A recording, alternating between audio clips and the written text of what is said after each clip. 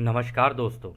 Law of one यानी एक का कानून, या कह लीजिए एक का ज्ञान, या कह लीजिए एक के तरीके। यह उसका 37वां सत्र है जो कि मार्च 12 1981 को रिकॉर्ड किया गया था। दोहराया जाता है कि इस किताब द्वारा दी गई सभी सूचनाएं और जानकारियां आप जान भी सकते हैं, मान भी सकते हैं, नज़रअंदाज भी कर सकते हैं और नकार भी सकते हैं, क्योंकि यह आपकी स्वतंत्र इच्छा या फ्री विल है जो कि एक अनंत रचयिता द्वारा आपको दी गई है। एक बात और कही जाती है कि लॉ ऑफ वन पूरी तरह से सभी के लिए फ्री है। यदि कोई इकाई या व्यक्ति इसको निजी स्वार्थ के लिए इस्तेमाल करे तो वह उसकी व्यक्तिगत जिम्मेदारी होगी।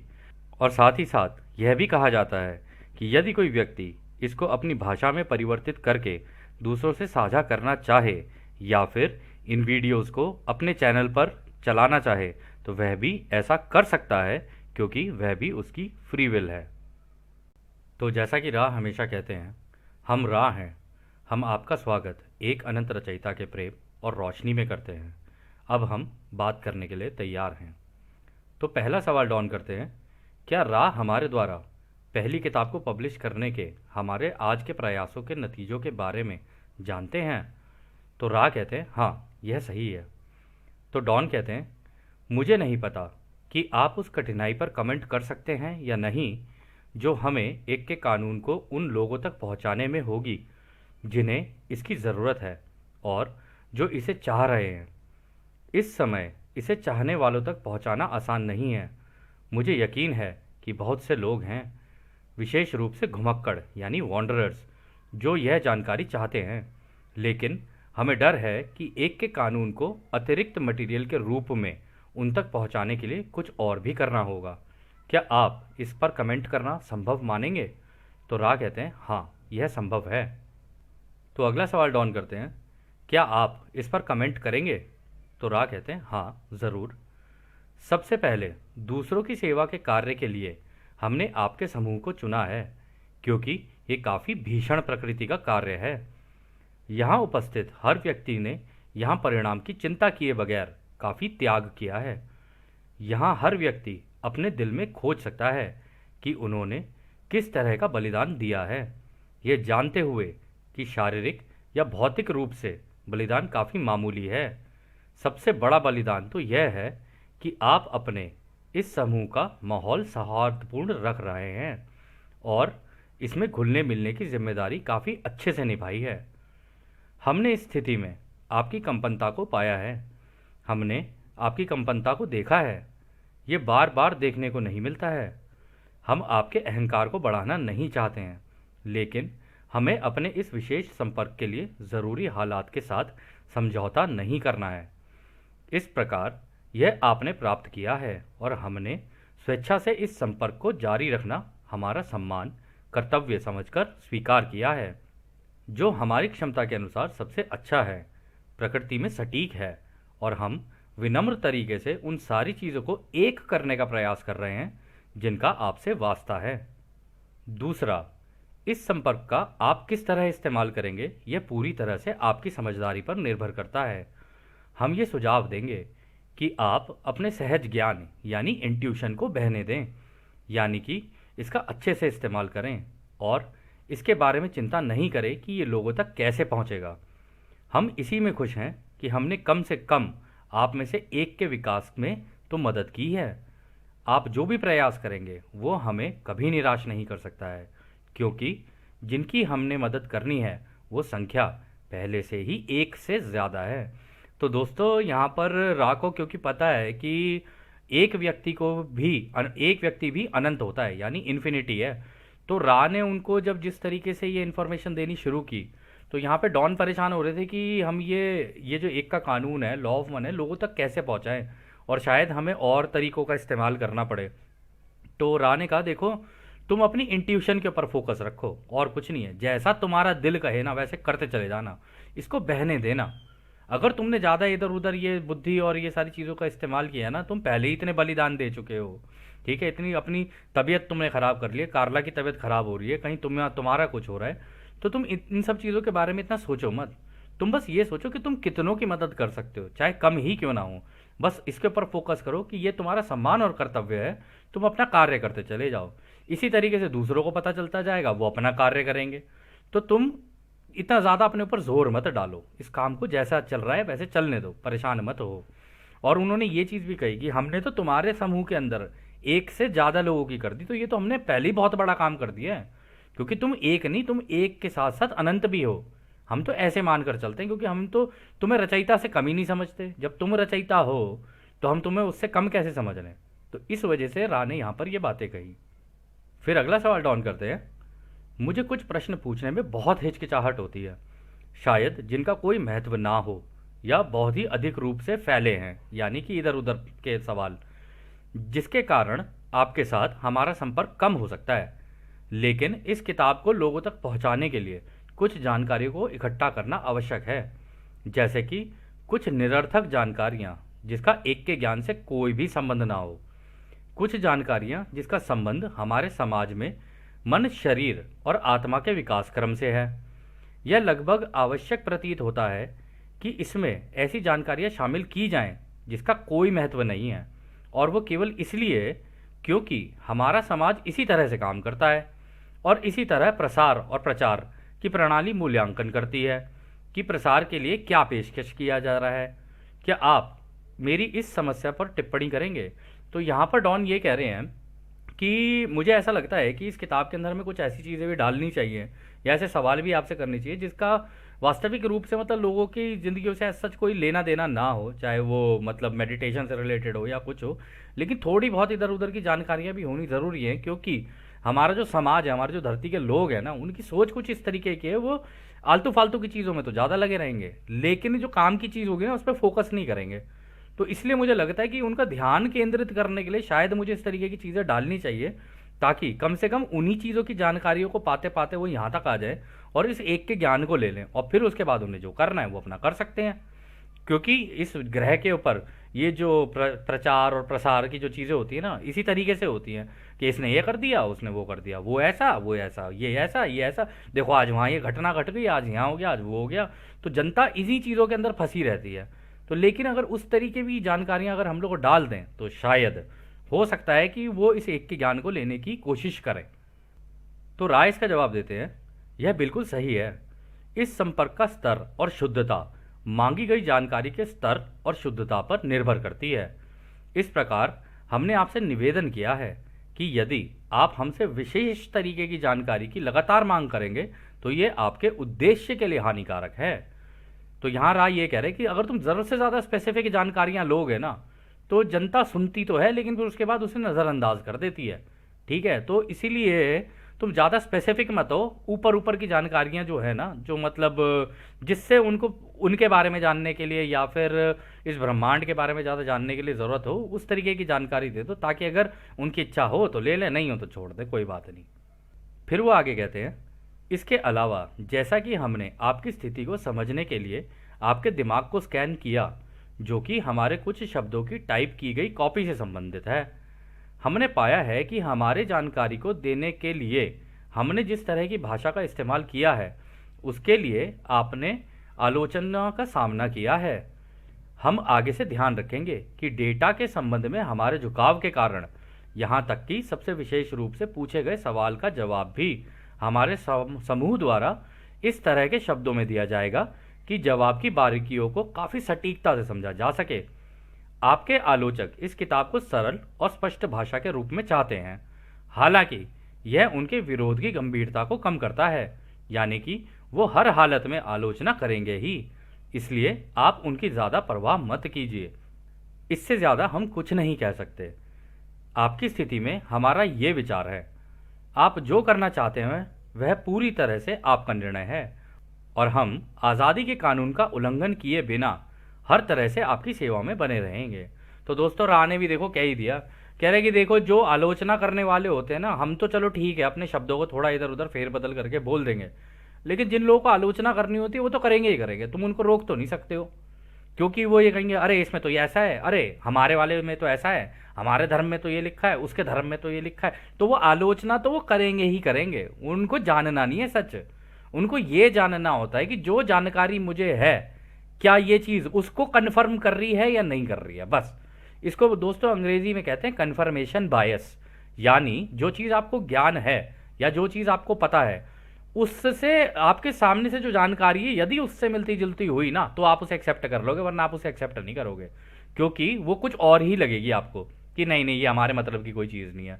और ऐसी कोई चीज़ नहीं होगी जो आपको लगता है कि आपके मतलब की नहीं है, फिर आप उसकी आलोचना करोगे। तो रा ने कहा कि आप इस चीज़ की चिंता मत करो कि लोग आपकी आलोचना करेंगे या क्या करेंगे। आप अपनी सच्ची निष्ठा और ईमानदारी से काम करते रहो, और हम भी कोशिश करेंगे कि आपकी आज़ादी का उल्लंघन किए बिना आपकी सेवा करते रहें। जैसे जैसे आप सवाल पूछते जाओ, हम जितने अच्छे तरीके से जवाब दे सकते हैं ना, हम उतने अच्छे तरीके से आपको जवाब दे देंगे।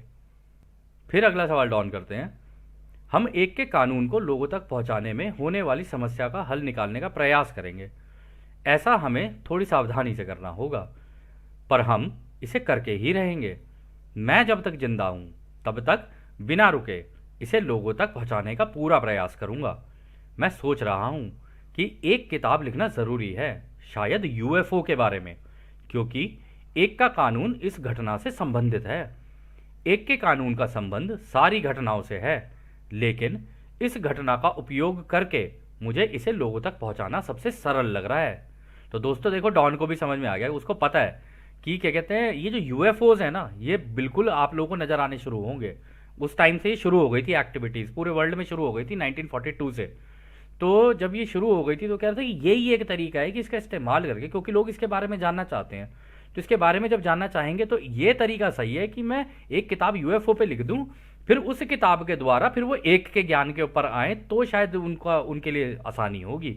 मतलब ब्रह्मांड के कायदे कानून और किस तरीके से रहा जाता है, इन सारी चीज़ों के बारे में जानने की शायद वो कोशिश करें। फिर वो आगे कहते हैं, मेरी पहली योजना ये है कि यूएफओ की घटना को विज्ञापन की तरह उपयोग किया जाए कि ये महासंघ के द्वारा किया गया था। इसका उपयोग करके हम लोगों को इस तरह ग्रह पर हो रहे विकास क्रम यानी इवोल्यूशन की प्रक्रिया से के बारे में बताएंगे, और बाकी महासंघ इसमें किस तरह मदद कर रही है इसे और अधिक समझने योग्य तरीके से उनको बताएंगे, जो कि इस किताब को पढ़ेंगे, जिसमें रॉ मटेरियल को बिना किसी तोड़ मरोड़ या विकृति के पेश करेंगे, जैसा कि हमने इसे विभिन्न जगहों पर रिकॉर्ड किया है और इसे इस किताब में जोड़ दिया है और स्पष्ट किया है कि हम क्या कहना चाह रहे हैं। मुझे अभी यही एकमात्र तरीका लग रहा है जिससे हम इसे ज़्यादा से ज़्यादा लोगों तक पहुंचा सकते हैं, जिसे लोग एक के कानून को पढ़ना पसंद करेंगे और इसे समझ पाएंगे। हम चाहें तो अभी हमने जो टेप में रिकॉर्ड किया है उसे छाप कर पब्लिश कर सकते हैं, लेकिन हम इसे ठीक तरह से लोगों तक पहुंचाने में असमर्थ हैं, क्योंकि हमें इसके प्रचार प्रसार में दिक्कत है। क्या आप मेरे दूसरे विचार पर टिप्पणी करेंगे, जिसमें यूएफओ पर एक सामान्य किताब लिखा जाए और उसमें एक के कानून की जानकारी भी शामिल की जाए? तो रा कहते हैं, हम आशा करते हैं कि ये किताब लोगों तक पहुंच जाए, पर हमारे लिए तो ये एक ब्रह्मांड के स्तर का मजाक है। आप एक तरह से हास्य का उदाहरण पेश कर रहे हैं, क्योंकि हमारे लिए तो ये सामान्य बात है जब इस तरह की स्थिति में कोई फंस जाता है। आप अपनी प्रकृति और क्षमता के अनुसार जो कर सकते हैं उस तरह से अपना कार्य जारी रखिए, इससे ज़्यादा क्या ही किया जा सकता है मेरे दोस्तों। तो देखो दोस्तों, देखो यहाँ पर रा को भी हंसी आ रही है। तो जब रा हंस रहे हैं तो आप ये मत सोचना केवल रा हंस रहे हैं, इस वक्त 65 मिलियन जितने भी सूरज के अंदर है सारे ही हंस रहे हैं एक साथ कि ओ बेचारे फंस गए, कि करना तो चाहते दूसरों की मदद, लेकिन सामने वाला मांग नहीं रहा है। अभी ऐसा तो होता ही रहता है, ब्रह्मांड में हर जगह होता है।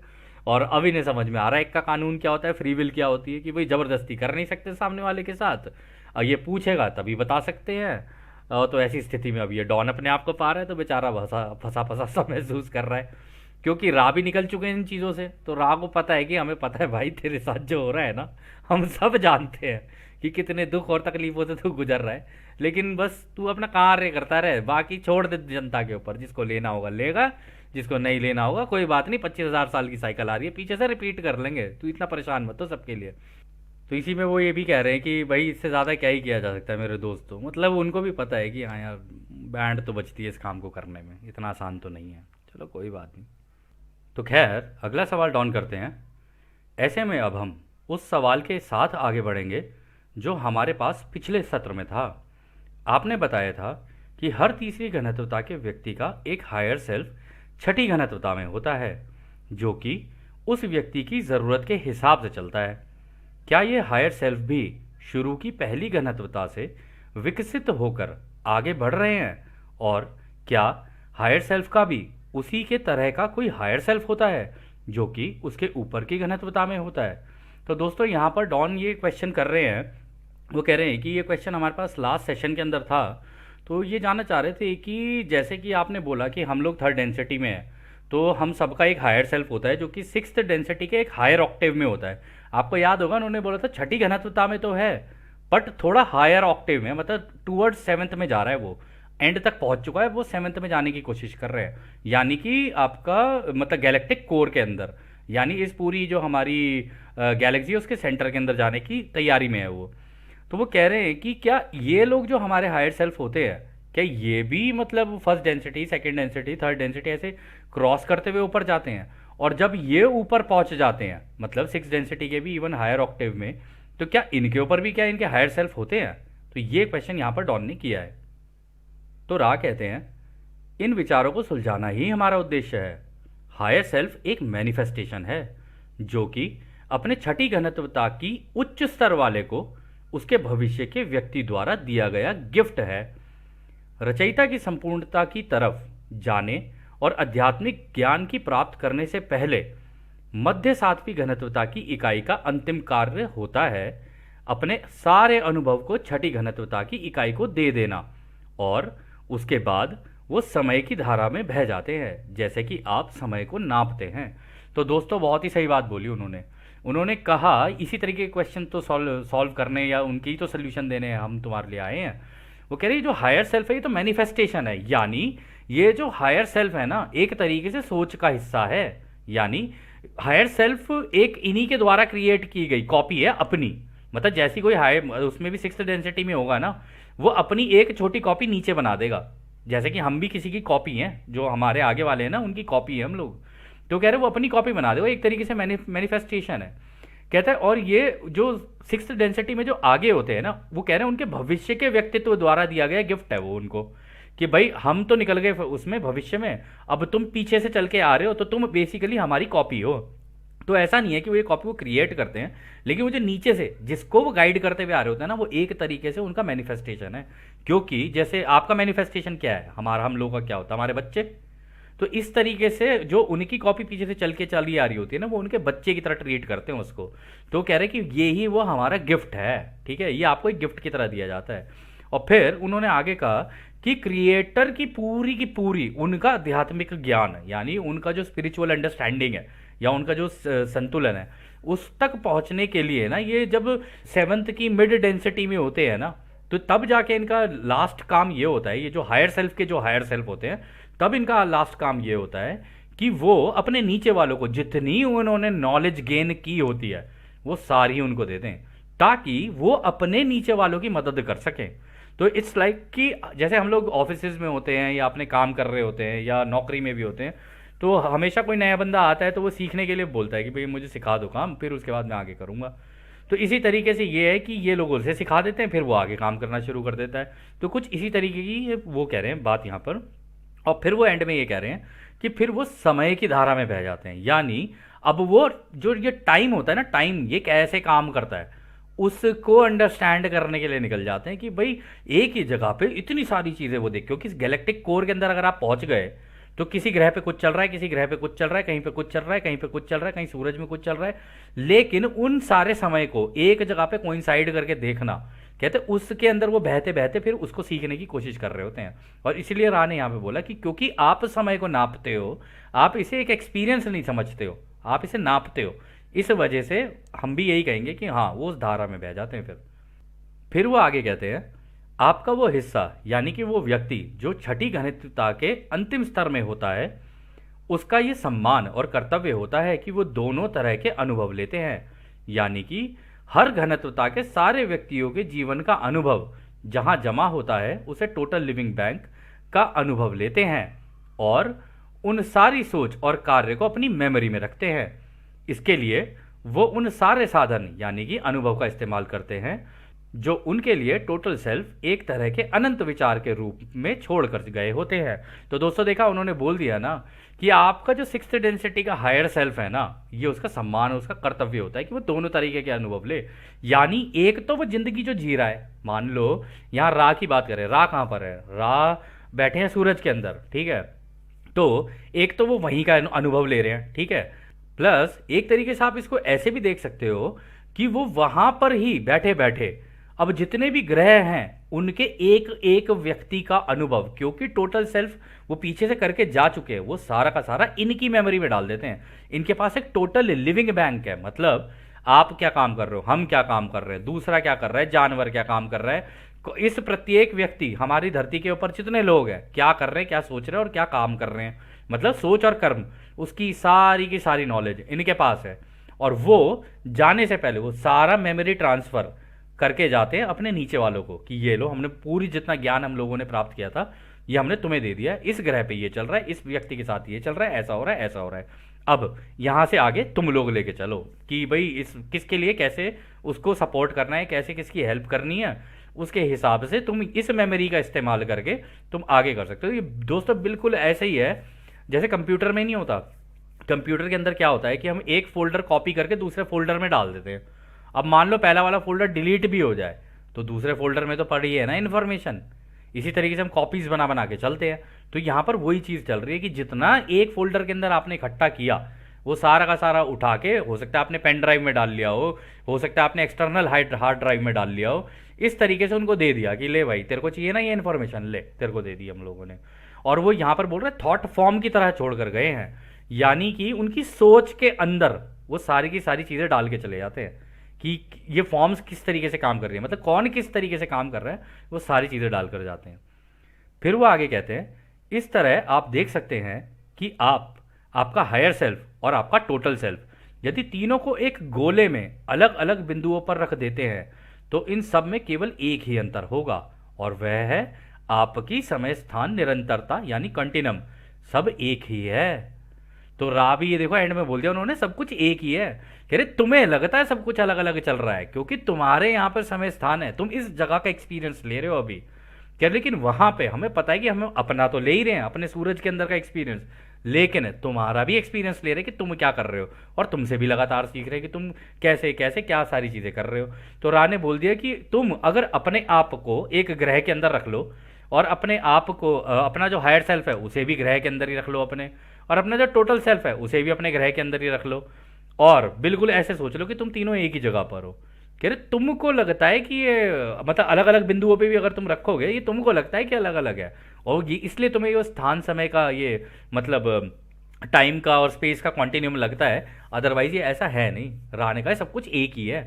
तुम जो सीख रहे हो तुमसे हायर सेल्फ सीख रहा है, हायर सेल्फ ने जो सीखा है जो तुम उससे मांगोगे वो तुम्हें दे देगा। क्योंकि वो क्या करेगा पता है दोस्तों, इस केस में चल क्या रहा है, आप इस पूरे प्रोसेस को समझने की कोशिश करना, अगर आप इमेजिन कर सको। अब इस धरती पे मान लो आपके साथ कोई घटना घट रही है या आपकी जिंदगी में कोई चीज चल रही है, हो सकता है किसी और की जिंदगी में भी चल रही हो, तो किसी और की जिंदगी में हो सकता है उसने सोल्यूशन निकाल लिया हो। तो अगर आपने रा से मांग लिया या अपने हायर सेल्फ से मांग लिया तो उसने जो सोल्यूशन निकाला होगा ना वो सोल्यूशन निकाल के तुम्हें दे देंगे, अब लो तुम कर लो इसको काम को। तो एक तरीके से डेटा बैंक क्रिएट हो गया कि हाँ उस व्यक्ति के साथ वो दिक्कत हुई थी, इस व्यक्ति के साथ भी ऑलमोस्ट वैसी दिक्कत हो रही है, तो वहां से वो सोल्यूशन निकाल के इसको दे दिया, अब तू अपना काम कर ले। अब ऐसी इसी का उल्टा भी लेके चलते हैं, क्योंकि रा ने कहा था ना सीधा उल्टा दोनों लेके चलो। ये तो हो गई प्रॉब्लम। अब ऐसे देख के चलते हैं इसको, किसी की जिंदगी में कुछ बहुत अच्छा चल रहा है, इसकी जिंदगी में भी कुछ बहुत अच्छा चल रहा है, किसी दो लोगों की जिंदगी में। अब वो देख रहे हैं इन दोनों की ऑलमोस्ट सिमिलर सिचुएशन है, ये दोनों इस अच्छाई में क्या क्या फील कर रहे हैं या क्या क्या इन्होंने अनुभव लिए हैं। तो उसके अंदर भी वो बैलेंस बना के चलता है कि वो इसकी कहीं ऐसा तो नहीं है कि ये लेफ्ट वाले की, अगर आप लेफ्ट और राइट हैंड से इसको कैलकुलेट करके चलो तो कहीं ऐसा तो नहीं है लेफ्ट वाले को थोड़ी सी कम खुशियां मिल रही हैं, राइट वाले को थोड़ी सी ज़्यादा मिल रही है। तो अगर इसके कम खुशियां मिल रही होंगी तो इसके अनुभव से, राइट वाले के अनुभव से निकाल के जब ये मांग लेगा लेफ्ट वाला तो इसको पकड़ा दी कि देख भाई तेरी खुशियों में यहाँ कमी आ रही है, ये ले तू इससे अपना बैलेंस बना ले। तो इस तरीके से निरंतर बैलेंस चलता रहता है उनके दिमाग में, और इसी तरीके से वो लोग काम कर रहे होते हैं आगे दूसरों के लिए। तो खैर अगला सवाल डॉन करते हैं, क्या हर व्यक्ति का एक टोटल सेल्फ होता है या कई व्यक्ति एक टोटल सेल्फ का हिस्सा होते हैं? तो दोस्तों यहाँ पर डॉन कह रहे हैं क्या हर व्यक्ति का अलग अलग टोटल सेल्फ है या एक ही टोटल सेल्फ है और हम सब उसके छोटे छोटे हिस्से हैं, यानी उसी के अंदर से निकले हुए सारे। तो रा कहते हैं उचित समय स्थान की स्थितियों को देखते हुए ये दोनों ही कथन सही हैं, मतलब ये दोनों ही बातें सही हैं अगर तुम टाइम और स्पेस के अंदर इसे कैलकुलेट करो तो। मतलब समय और स्थान पे, स्पेस टाइम नहीं, स्पेस टाइम का मतलब हो गया आप अपनी करंट सिचुएशन में सोच रहे हो, लेकिन टाइम स्पेस में अगर आप सोच रहे हो तो आप दूसरी जगह पे भी, मतलब सूरज के अंदर क्या चल रहा है वो भी सोच पा रहे हो, गैलेक्टिक सेंटर में क्या चल रहा है वो भी सोच पा रहे हो, सारी चीज़ें कर पा रहे हो आप। कह रहे अगर तुम उस मतलब डायमेंशन के अंदर देखोगे ना तो हाँ ये दोनों चीज़ें सही हैं। फिर वो आगे बोलते हैं प्रत्येक व्यक्ति का अपना टोटल सेल्फ है और जिस बिंदु पर एक ग्रह के व्यक्ति एक समूह बन जाते हैं इन सारे व्यक्तियों के इस समूह के टोटल का ओवरसोल हायर सेल्फ होता है और उस पूरे समूह का टोटल सेल्फ एक साधन होता है। हमेशा की तरह यदि आध्यात्मिक रूप से कहा जाए तो इसका हायर सेल्फ योग उसके हिस्सों के योग से अधिक होता है। इसलिए एक समूह का हायर सेल्फ उसके हिस्सों के हायर सेल्फ का योग नहीं होता है, बल्कि ये उस तरह काम करता है जिसे हम वर्ग कहते हैं, और आप दोहरीकरण यानी डबलिंग कहना पसंद करेंगे, यानी लॉ ऑफ स्क्वायर लगती है उसके अंदर। तो दोस्तों पता है यहाँ पे रा क्या कह रहे हैं, रा ये कह रहे हैं कि देखो अगर तुम लोग अलग अलग अलग अलग विभाजन में हो तो तुम सबका एक एक टोटल सेल्फ होगा, पक्की बात है, तुम सबके अलग अलग हैं और हर किसी का हायर सेल्फ भी अलग अलग होगा। मतलब टोटल सेल्फ के पास और हायर सेल्फ के पास ये एबिलिटी है, वो अपनी कॉपीज बना सकते हैं, जितनी चाहे उतनी कॉपी बना ले, वो अपने आप को जिसके साथ अलाइन करना है कर सकते हैं, वो ये एबिलिटी है उनके पास। इससे आप समझ सकते हो कि वो अपने मतलब शेप शिफ्ट भी कर सकते हैं, सब कुछ कर सकते हैं, अपने जैसे जितने चाहें उतने बना सकते हैं वो। तो कह रहे अगर इस तरीके की अगर तुम स्थिति देखते हो, मतलब समय और स्थान और समय के हिसाब से देखते हो कि कोई अलग है कोई अलग है, कह रहे तब तो सबका ठीक है, अलग अलग माना जाएगा। लेकिन अगर एक लोगों का ग्रुप झुंड बना ले और सबकी सोच एक जैसी हो जाए, या एक सोशल मेमोरी कॉम्प्लेक्स यानी एक ग्रुप बन जाए जिसमें सारे एक सोच के और एक ही दिशा में चल रहे हैं, तब उन सब का हायर सेल्फ जो है ना एक ही जगह मर्ज हो जाएगा और सारे जितनी भी वो कॉपीज थी हायर सेल्फ की खुद की कॉपीज वो एक जगह मर्ज हो जाएंगी, और जितने भी टोटल सेल्फ है ना वो भी एक जगह मर्ज हो जाएंगे। और जो टोटल सेल्फ है वो, ये जितने भी हायर सेल्फ एक जगह मर्ज हुए हैं ना, वो उस टोटल सेल्फ से, क्योंकि टोटल सेल्फ को तो सभी का ही पता है ना, टोटल सेल्फ के पास वो नॉलेज है जो हायर सेल्फ ने भी सीखी हुई है और उन अपने अपने ग्रह के अंदर, और बाकी हम लोग जो अपनी जिंदगी जी रहे हैं वो भी, ठीक है। तो टोटल सेल्फ फिर हायर सेल्फ को इंफॉर्मेशन दे सकते हैं कि भाई इस ग्रुप के साथ ये प्रॉब्लम है, इस ग्रुप के साथ ये प्रॉब्लम है, यहाँ पर ऐसी दिक्कत आ रही है, यहाँ पर ऐसी दिक्कत आ रही है। तो उस केस में ये क्या होता है कि सबकी इंफॉर्मेशन एक जगह हो गई, ठीक है। यानी कि टोटल सेल्फ केवल हायर सेल्फ को इंफॉर्मेशन देंगे कि इसको आगे तुम लोगों को प्रोसेस करना है, क्योंकि ग्रुप बन चुका है अब इनको सिखाना आसान है। तो अब तुम एज अ टीम काम करो इनके साथ, ना कि अलग अलग होके काम करो। और इसमें भी उन्होंने कहा कि ऐसा होने पर जो हायर सेल्फ सीखता है ना इन लोगों से, मतलब उस ग्रुप से भी सीखता है या जो सिखाता है, कह रहे उस केस में हायर सेल्फ के लिए ऐसा नहीं है कि भाई वो सबका ज्ञान लेके एक जगह से सीख रहा है, नहीं, इसमें वो जो ज्ञान ले रहा होता है ना वो डबल हो जाता है, यानी उसमें लॉ ऑफ स्क्वायर लगनी शुरू हो जाती है। यानी एक व्यक्ति से सीखा, फिर उसके बाद का जो पीछे पीछे वाला व्यक्ति उसे 2 काउंट किया, फिर जो तीसरा व्यक्ति उसे 4 काउंट किया, उसे ऐसे करते करते करते उनकी इंफॉर्मेशन या उनकी प्रोग्रेस और तेज हो जाती है। तो कहने का मतलब ये नहीं है कि केवल हायर सेल्फ हमारी प्रोग्रेस के लिए, हमारी प्रोग्रेस और हायर सेल्फ की प्रोग्रेस इंटरडिपेंडेंट है एक दूसरे के ऊपर। हम आगे बढ़ेंगे तो हायर सेल्फ भी आगे बढ़ेगा। और शायद आप एक तरीके से सोच सकते हो, कई लोगों ने हमसे पूछा भी है कि यार इनका क्या फायदा हम लोगों की मदद करने का, भाई उनको भी तो प्रोग्रेस करनी है, इससे पता चल रहा है कि उनकी भी प्रोग्रेस हमारे ऊपर डिपेंडेंट है। हम लेकिन इसमें रूल लगा हुआ है कि अगर हम मदद मांगेंगे तभी हमारी मदद की जा सकती है। तो हम हमारा भविष्य का जो व्यक्ति है जो हम भविष्य में बनेंगे, कह रहे कि वो उसकी भी प्रोग्रेस रुक रही है अगर हम लोग यहाँ प्रोग्रेस नहीं कर रहे हैं। तो हम जैसे जैसे प्रोग्रेस करते जाएंगे, एक ग्रुप की तरह प्रोग्रेस करेंगे, तो वो भी और तेजी से आगे निकलेंगे, और जब वो टोटल सेल्फ बनेंगे तो हम हायर सेल्फ बन जाएंगे आगे जाके। तो ये गेम है, खेलते जाओ और आगे निकलते जाओ, खेलते जाओ और आगे निकलते चले जाओ। ग्रुप में जितना खेलोगे उतना और बढ़िया है, तुम्हारा हायर सेल्फ और बेटर तरीके से तुम लोगों की मदद कर पाएगा। तो हमको तो दोस्तों इससे यही समझ में आ रहा है। बाकी आप बैठ के इस पार्ट को, हो सकता है आप लोगों को एक बार में ना समझ में आए, आप एक पेन पेपर पे ना आप एक काम कर सकते हैं, एक व्यक्ति ऊपर बना ले एक कागज पे, और उसके नीचे लाइनें खींच ले, उसके नीचे बहुत सारे हायर सेल्फ लगा ले, 5-6 तरीके के। फिर उन हायर सेल्फ के नीचे बहुत सारे लोग बना लें, ठीक है, और ऐसे उनको जोड़ दें आपस में। और फिर ये सोचे कि अगर ये झुंड अगर काम कर रहा है, मतलब सबसे ऊपर अगर आपका टोटल सेल्फ है एक, ठीक है, टोटल सेल्फ हर हायर सेल्फ के साथ अटैच कर दो, मतलब हायर सेल्फ के साथ भी अटैच कर दो, नीचे लोगों के साथ भी अटैच कर दो। ऐसे करते हुए चलोगे ना, जैसे ही वो समूह बनना शुरू होगा, हायर सेल्फ फिर एंड में पहुंचते पहुंचते एक जगह हो जाएंगे, नीचे के जो लोग हैं उनका भी ग्रुप एक इकट्ठा हो जाएगा, और जो टोटल सेल्फ है जो ऊपर टूटे टूटे थे वो भी एक ही जगह पर हो जाएंगे। आप इसको थोड़ा सा ना, आपको इमेजिनेशन पे काम करना पड़ेगा अपनी। मतलब हम तो इमेजिन कर पा रहे हैं, लेकिन वी सजेस्ट कि अगर आपको ये समझ ना आए ना ये पार्ट, तो आप हमें बताना, हम कोशिश करेंगे इस पार्ट को आपको थोड़ा सा और गहराई से समझाने की ऑन पेपर, कि पेपर पे दिखने में कैसा होगा। तो खैर दोस्तों, ये अगला सवाल डॉन करते हैं। धन्यवाद, गणित को समझाने के लिए धन्यवाद। वह मुझे समझ नहीं आ रहा था, क्या आप आध्यात्मिक वजन यानी मास को समझा सकते हैं? अब यहाँ पर देखो, आध्यात्मिक वजन की बात हो गई। तो रा कहते हैं कि यह इस सत्र का आखिरी पूरा प्रश्न होगा। किसी भी व्यक्ति के अस्तित्व में कंपनता होती है, जिसकी एक लय होती है। ये जारी रहती है और बाहर की ओर फैलती है। आध्यात्मिक वजन या मास वो है जो इस कंपनता को आकर्षित करके एक जगह इकट्ठा करता है। यदि आध्यात्मिक अर्थ में कहें तो इसे महान केंद्रीय सूरज, लोगोज, केंद्र यानी कोर, या अनंत ब्रह्मांड का रचयिता कहते हैं। तो दोस्तों, हमें पता है आपको समझ नहीं आया होगा, इसको ऑरा कहते हैं। एक व्यक्ति का ऑरा होता है उसके आसपास बना हुआ, ठीक है। तो वो कहते हैं कि जैसे जैसे वो आध्यात्मिक ज्ञान खींचता जाएगा ना अपनी तरफ, जैसे जैसे उसको ये ज्ञान आता जाएगा, मेडिटेट करता जाएगा, वो ये सारी जितनी भी ऊर्जा है ना, इनको अपनी तरफ खींचना शुरू कर देता है। और ऐसे करते करते करते करते करते करते करते जैसे गैलेक्टिक कोर एक जगह पे, जैसे रचयिता ने सारी ऊर्जाएं एक जगह इकट्ठे करके गैलेक्टिक कोर बना दिया ना, और इसी तरीके से एक जगह इकट्ठा करके सूरज बना दिया, एक ही जगह इकट्ठा करके एक ग्रह बना दिया, इसी तरीके से एक व्यक्ति भी अपने आप के आसपास ये आध्यात्मिक वजन खींचना शुरू करता है इसी ऊर्जा के थ्रू। और जब वो अपने ऑरा स्ट्रांग करता चला जाता है ना, तो वो बिल्कुल लोगोस यानी एक सूरज की तरह, या कह लो अनंत ब्रह्मांड का रचयिता के जैसा हो जाता है। यानी गैलेक्टिक कोर एक हमारी क्या कहते हैं, जो ये है गैलेक्सी है, इसका कोर जैसा होता है ना, कि अपनी तरफ खींच के रखता है सबको, कह रहे बिल्कुल वैसा हो जाता है। इसी तरीके से इसी हवा के अंदर से अपना ऑरा बना देता है, बड़ा एकदम स्ट्रांग ऑरा।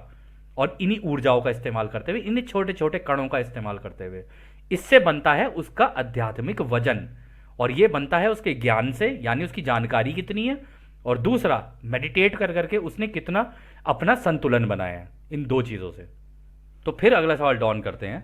क्योंकि हम कार्ला को थकाना नहीं चाहते हैं, मैं बस ये पूछूंगा कि कार्ला को अधिक सुविधाजनक बनाने या संपर्क को बेहतर करने के लिए हम क्या कर सकते हैं?